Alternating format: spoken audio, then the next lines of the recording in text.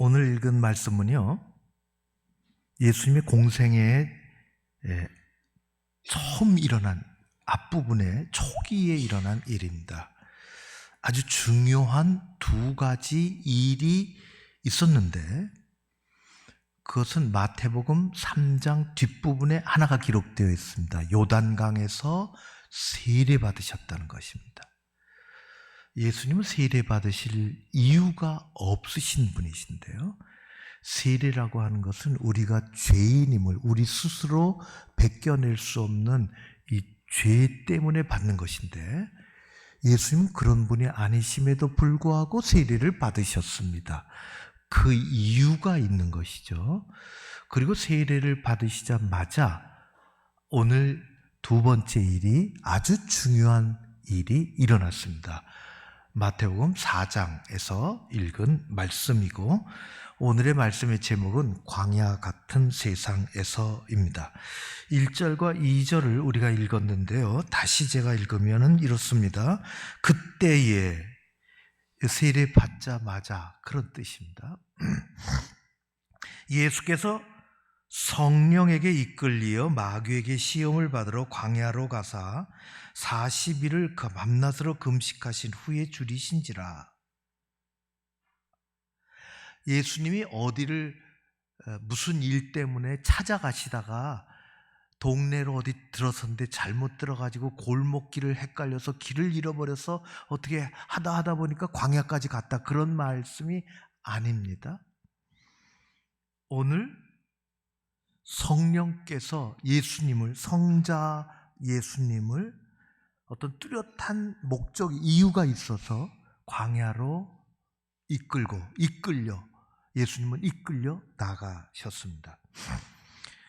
주님이 요단강에서 세례를 받으시고 성령님에 이끌려 가신 곳은 사람 살지 않는 곳, 사람 누구도 살 수 없는 곳, 사람들이 잘 다니지 않는 곳, 그런 곳 광야이셨습니다.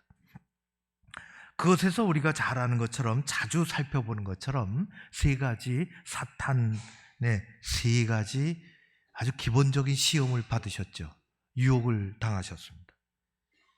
40일 금식하고 나서 아주 끔찍하게, 금식해 보신 분들 아시겠지만은 이게 음식 냄새가 더, 어떨 때는 그 고비를 못 넘으면 아주 민감해지기 시작하고요, 또 조금 더 지나가면은 또 이게 남이 밥 먹는 것도 이게 시험거리로 다가올 때가 있습니다.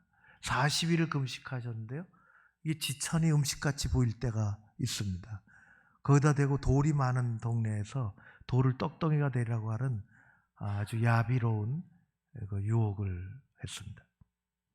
세 가지 유혹은, 시험은 3절, 6절, 9절에 나오는데 제가 계속해서 읽으면 이렇습니다. 내가 만일, 다 만일이 등장합니다. 내가 만일 하나님의 아들이거든 명하여 이 돌들로 떡덩이가 되게 하라. 6절, 내가 만일 하나님의 아들이거든 뛰어내리라. 천사들이 너를 받들어서 발이 돌에 닿기 전에 너를 받쳐줄 것이다. 9절입니다. 만일 내게 엎드려 경배하면 이 모든 것을, 천하 만국 그리고 모든 영광을 내게 주리라. 예수님은 사탄의 이 비비 꼬인 간사한 말에 놀아나지 않으셨습니다. 조금도 주저함이 없이, 한치 오차도 없이 단호하고 확고하게 사탄을 향하여 말씀하셨습니다. 세상의 그 어떤 것으로 대응하신 것이 아니라 이 말 같지 않은 말을 하는 사탄의 유혹을 향하여, 시험을 향하여 하나님 아버지 창조주 그분의 말씀으로 응대하셨습니다. 세 번 다 똑같습니다. 성경에 기록되었으되, 예수님이 하신 말씀임에 기록되었으되, 4절, 7절, 10절입니다. 기록되었으되 사람이 떡으로만 살 것이 아니요 하나님의 입에서 나오는 모든 말씀으로 살 것이라. 기록되었으되 주 너의 하나님을 시험하지 말라. 사탄아 물러가라. 기록되었을 때 주 너의 하나님께 경배하고 다만 그를 섬기라. 우리 주님은 오직 기록된 하나님의 말씀으로 사탄의 괴계를 물리치셨습니다. 하나님의 말씀은 하나님이 현존하신다는 능력입니다. 하나님의 말씀이 내게로 왔다고 하는 것은 하나님의 현존 안으로 내가 들어갔다는 것입니다. 하나님의 말씀에 내가 은혜를 받았다고 하는 것은 하나님의 현존으로 말미암는 그 거룩함과 그 거룩한 빛에서 나오는 한량없는 은혜를 내가 느끼게 되었다, 알게 되었다는 것입니다. 이 하나님의 말씀 속에는 세상을 다스리는 창조 질서의 원리가 들어가 있습니다.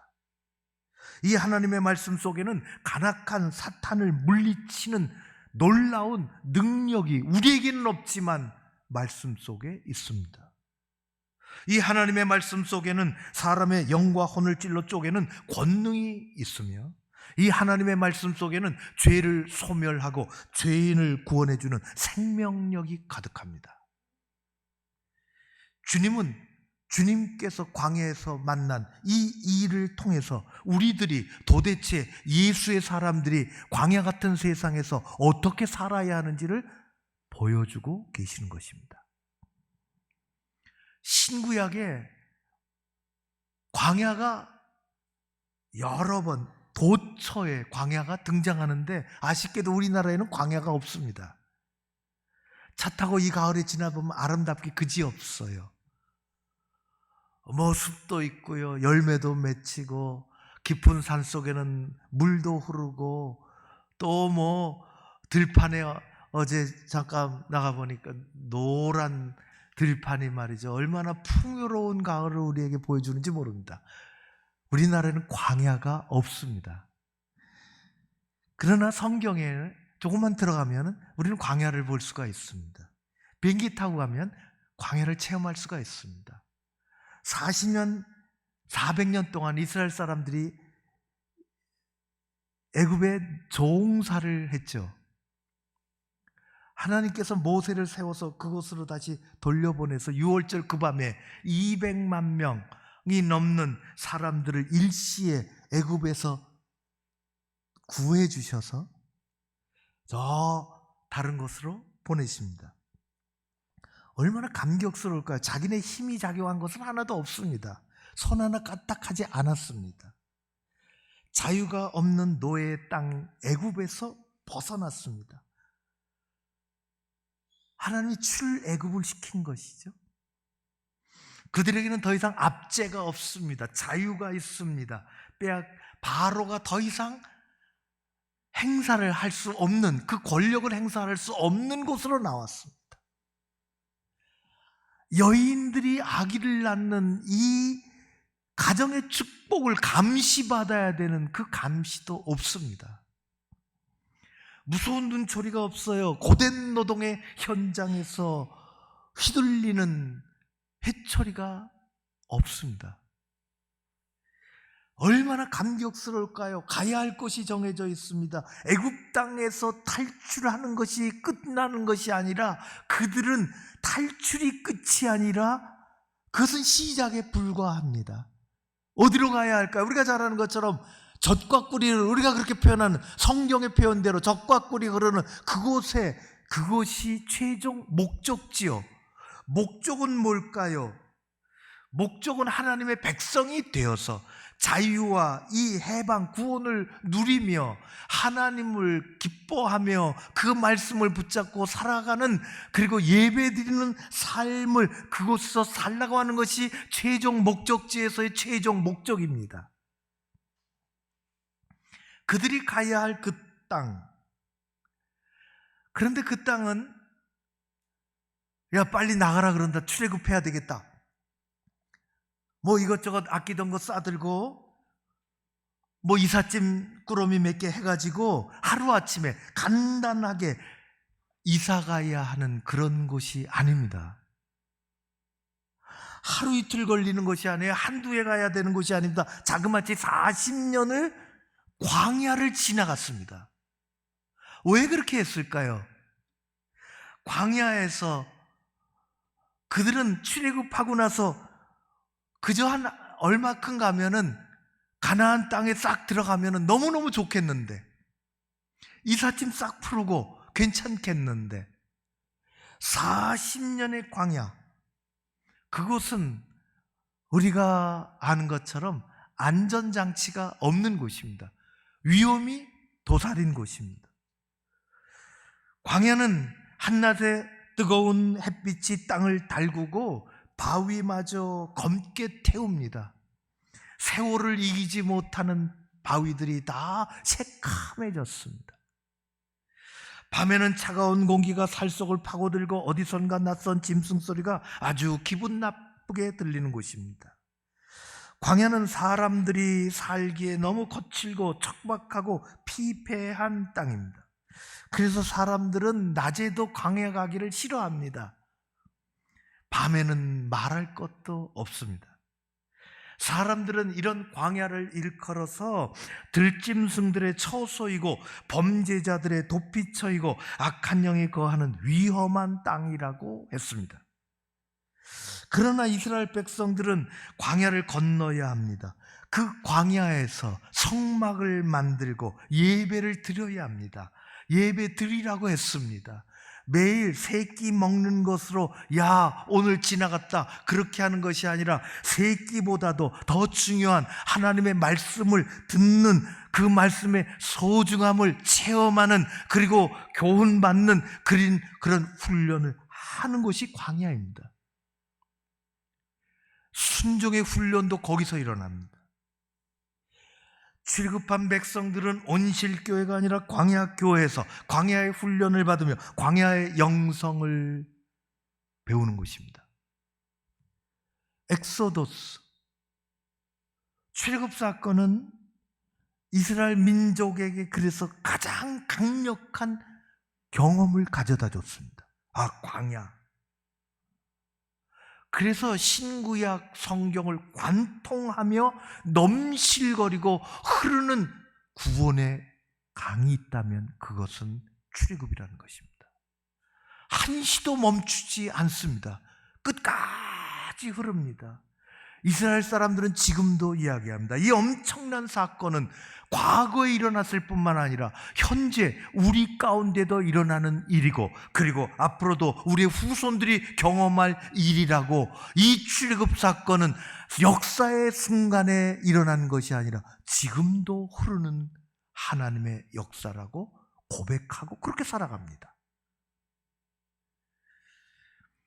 이것은 우리에게도 지금 일어나는 현재 진행형에 기록된 사건입니다. 우리 주님의 십자가 은혜로 우리는 구원받은 사람들입니다. 구약의 표현대로 하면 출애굽한 사람들입니다. 더 이상의 속박이 없습니다. 예수 그리스도 십자가로 말미암는 자유가 있어요. 거기서 끝, 출애굽하면 나다, 그러지 않습니다. 이제 우리가 가야 할 그곳까지는 많은 세월이 남아있으며 우리는 그 세월 동안 광야를 지나가야 하는 것입니다.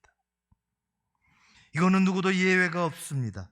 우리 주님의 십자가의 은혜로 구원받은 우리는 더 이상의 죄의 노예도 아니고 세상의 속박 가운데 있지 않습니다. 하나님은 우리에게 자유와 해방을 주셨습니다. 이것을 끊임없이 누리고 사는 것입니다.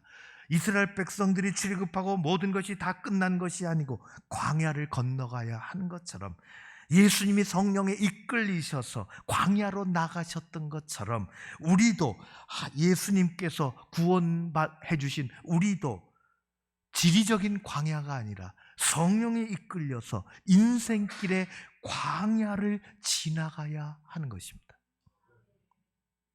우리의 현재 위치는 광야라고 할 수 있습니다. 우리는 천국에 다 다다르지 않았습니다. 모든 것이 면제되고 다 완전히 새로운 세상이 아니라 우리는 지금도 광야에 있는 것입니다. 성경은 구원받은 우리가 살아가는 이 세상은 마치 예수님이 시험을 받으셨던 광야와 같다고 가르쳐주고 있습니다. 온도와 습도가 잘 맞춰진 온화한 온실에서 우리는 살지 않습니다. 인생은 광야와 같고 우리 인생에 가는 길은 광야 가운데 난 길로 가는 것입니다. 세상과 다른 것이 하나 있는데 그 광야길에 우리는 우리 주님 붙잡고 가는 것입니다. 광야와 같은 세상을, 추워서 옷을 하나 더 입습니다. 그런데도 택배 하시는 분들은요, 반팔 입고 뛰어다닙니다. 저희 집까지 올라가려면 좀 걸리는데 택배가 지하서부터 매층을 누르고 말이죠. 연신 죄송하다고. 제가 다치지 않도록 뛰어갔다 오면 다 탈 수 있도록 천천히 갔다 오시라고. 천천히. 택배가 넘쳐나잖아요. 우체국에도 택배가 많습니다. 우편물도 쌓이는데요, 어느 우체국에서 일어난 이런 일이 일어났습니다. 편지가 많이 왔는데 참 글로 쓴 편지 받기 쉽지 않죠. 사람 눈물 나게 하는 게 손으로 쓴 편지입니다. 편지가 왔는데요, 배달할 주소가 없어요. 수치인만 기록이 되어 있습니다. 심상치 않습니다. 하늘나라 하나님께 어디로 배달하려는 건지 주소가 없어서 우편물을 분리하던 직원들이 이게 내놓고, 야, 이거 어떡하냐, 이거 어디로 배달해야 되는 건가 생각하다가 배달할 수 없는 편지, 직원들이 의논을 하다가 서로 동의한 끝에 우리가 한번 뜯어보자, 그렇게 했습니다. 그랬더니 조금 서툰 글씨로 짤막하게 이렇게 적혀 있었습니다. 하나님, 10만 원이 필요합니다. 급히 필요한데 돈을 구할 수가 없으니 제발 10만 원만 아래 주소로 보내주십시오. 아래 주소가 적혀 있습니다. 어이가 없고요, 또 측은한 마음도 들고, 또 안 뜯어봤으면 모르겠는데 뜯어본 것이 또 이게, 그래서 의논한 끝에 좀 도와주자. 주머니에 5천 원도 꺼내고 만 원도 꺼내고, 그리고 모아보니까 10만 원은 안 되고 5만 원이 됐습니다. 이게 얼만 괜찮지. 그래서 아래 주소로 보내줬어요. 잊어버릴 만할 때 편지가 또 왔습니다. 역시 갈 곳 없는 편지, 이름은 하늘나라 하나님께. 뜯어봤어요. 짤막한 글이 써여 있습니다. 하나님, 주신 돈 잘 받았습니다. 그런데 하나님께서는 분명 10만 원을 보내주셨을 텐데 5만 원밖에 없더라고요. 그래도 잘 썼습니다. 아무튼 나머지 돈은 우체국 놈들이 뜯어먹었나 봅니다. 세상 말세입니다. 세상 말세라는 이야기를 너무 많이 듣고 살아갑니다. 어떻게 둘러보면 정말 세상 말세 같은 일들, 어처구니 없는 일들이 많이 벌어지죠. 가을이라는 이 자연 세상은 너무 아름답습니다. 그러나 우리가 사는 이 세상은 때로는 무섭기도 합니다. 우리는 그런 세상이라는 광야길을 걸어가는 예수의 사람들입니다.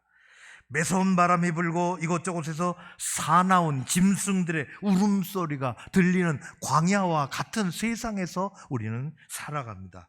구원받은 우리들은 광야 같은 세상을 살아가면서 시험과 유혹을 만나고 실패와 좌절을 겪으며 살아갑니다. 모세도 광야에서 그랬습니다. 엘리야도 이 간악한 이세벨을 대항해서 나라를 어지럽히고 많은 헛된 사람들을 긁어모아서 세상을 어둡게 빠져들게 만들었던 이세벨의 그 칼끝에서 그가 벗어나서 어디로 행할지 알지 못할 때 하나님은 모세를 광야로 이끄셨던 것처럼 엘리야를 광야로 이끌어 주셨습니다.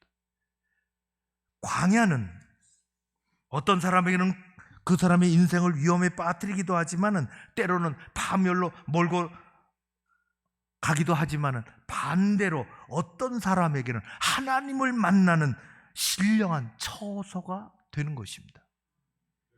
우리는 광야 같은 세상에서 사탄의 위험과 유혹을 이기신 예수님을 바라보며 나아가는 예수의 사람들입니다. 우리는 광야가 없어지기를 원하지만 없어지지 않는, 사라지지 않는 광야의 한복판에서 우리는 예수 그리스도를 붙잡고 살아가는 사람들입니다. 히브리서 12장 1절 2절에 이렇습니다. 이러므로 우리가 구름같이 둘러싼 허다한 증인들이 있으니 모든 무거운 것과 얽매기 쉬운 죄를 벗어버리고 인내로서 우리 앞에 당한 경주를 하며 믿음의 주요 또 온전하게 하시는 이인 예수를 바라보자. 우린 주님 바라보고 사는 사람들입니다. 사도 바울은 복음 전도라는 광야의 길을 걸으면서 예수 푯대 삼아 나아갔습니다. 빌립보서 3장에 푯대를 향하여 그리스도 예수 안에서 하나님이 위해서 부르신 부름의 상을 위하여 달려가노라. 광야 같은 세상에서 성령님은 우리가 결코 혼자가 아니라는 것을 알려주십니다. 십자가 주님, 우리 옆에 계시고 우리 앞에 계시고 우리 안에 계시며 우리와 함께 하실 줄로 믿습니다. 하나님은 능력과 사랑을 가지고 계신 그 하나님은 온실지기가 아니라 광야의 주인이십니다. 우리는 광야에서 하나님을 바라보는 법을 배우는 것입니다. 하나님은 우리가 광야에서 방황하지 않냐도록 도대체 하나님이 어떤 분이시며 우리는 누구인지를 늘 가르쳐 주십니다. 예레미야를 통해서 이렇게 말씀하셨습니다. 너희는 내 목소리를 들으라. 그리하면 나는 너희의 하나님이 되겠고 너희는 내 백성이 되리라. 너희가 내가 명령한 모든 길을 걸어가라. 그리하면 복을 받으리라. 하나님이 우리 하나님이 되시는 것을 우리는 광야에서 뼈저리게 요청하며 그것을 배우는 것입니다. 부산에 사는 어느 집사님, 젊은 장로님이 계십니다. 그분은 회사의 CEO신데요.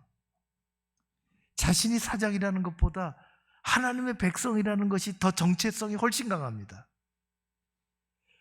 정말 광야 같은 세상에서 사업을 하는데 정말 어려운 일이 너무 많으니까 새 결심을 합니다. 매일 성경을 3번 보리라. 아침 식사하기 전에, 점심 식사하기 전에, 저녁 식사하기 전에 성경을 보되 한 장씩 보리라. 한 장 5분이면 아무리 긴 성경도 읽을 수 있습니다. 5분은 우리의 삶에 그다지 길지 않습니다. 우리의 마음먹기 따름입니다. 그런데 내 핸드폰으로 안 보고 내가 늘 보는 내 성경으로 보리라 것입니다. 도전입니다. 그런 몇 달을 정말 잘했습니다. 사람들에게 불편한 마음 주지 않고 참 유별나다 그런 마음 주지 않도록 대단히 지혜롭게 하면서 그는 하루에 3번 한 장씩 읽었습니다. 하나님이 정말 많은 이 평범하고 비범한 약속 속에 많은 은혜를 주시죠. 어느 날 KTX 타고 서울로 출장 왔습니다. 점심 식사 주문하고 가방에서 성경을 꺼내는데 성경이 없습니다. 가만히 생각해 보니까 아침 식탁에 두고 왔습니다. 큰일 났습니다. 그래서 그는 주문한 음식을 돈 내고 안 먹고 나왔습니다. 성경을 안 읽었기 때문입니다. 저녁 안 먹었습니다. 일 다 보고 집으로 들어갔습니다. 여보, 배고파요. 내 성경, 내 밥. 식탁에 앉아 아침에 본 성경이 그 앞에 놓여 있고, 그는 점심 한 장, 저녁 한 장을 읽고 맛있게 읽고 저녁 배고픈데 맛있게 먹었습니다. 광야 같은 세상에서 하나님은 그에게 지혜 주시고 믿음 주시고 은혜 주시고 자기 성경으로 읽는 이 아름다운 일을 그는 하나님 앞에서 누리고 있습니다. 사업은 광야길에서 거칠고 힘든 세상에서 복을 받습니다. 하나님께서 광야에서 오합지졸 백성들을 가르치시고 훈련시켜 하셔서 가나안 땅에 들어가도록 하나님의 군사 만드셨습니다. 우리 주님은 광야에서 사탄의 괴계를 말씀으로 이기시고 물리치셨습니다.